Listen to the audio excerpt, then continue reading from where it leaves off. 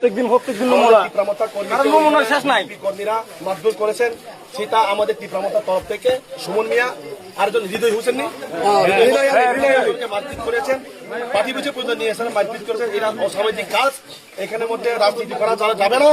আমার কাছে শান্তি সম্প্রীতি মঞ্জুর থাকার জন্য এখানে আমরা যারা আছে এই এলাকার মধ্যে আমাদের অসিবাবু আছে, তারা দেখছেন কেসও হয়ে গেছে অলরেডি, হওয়ার পরে ছাড়তে 24 ঘন্টা তারা টাইম দিয়েছে, 24 ঘন্টা পর্যন্ত এখনো অ্যারেস্ট হয় নাই, যার কারণে আমরা এটাকে অ্যারেস্ট চাই।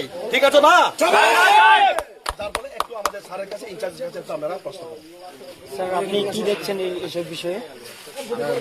যে কমপ্লেন দেওয়া হয়েছে, দেওয়ার সঙ্গে সঙ্গে আমরা ওটা এনকোয়ারি শুরু করেছি। শুরু করার পর আমরা আইনগতভাবে স্টেপ নিয়ে নিচ্ছি। স্যার ওনারা আপনার বিরুদ্ধে বলছে আপনি এখন পর্যন্ত 24 ঘন্টা পেরিয়ে গেছে, তারপরেও আপনি তার সাথেও ওনাকে অ্যারেস্ট করছেন না। একদিনের সময় নিয়েছে, আজকে 3 দিন হয়ে গেছে, কোনো খবর নাই আসামির। ঠিক আছে, আমি দেখছি, আমি করবো। আমি বাড়িতে গেছি, হেল্প করছি, পারছি না।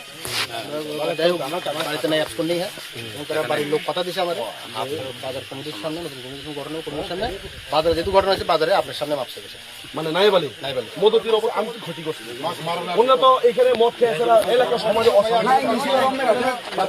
মানুষও কাছে তারা বলছে আপনাদের এরকম করার কথা না।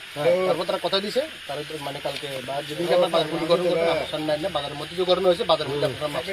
ঠিক আছে, ঠিক আছে। শিক্ষা দিতে হবে।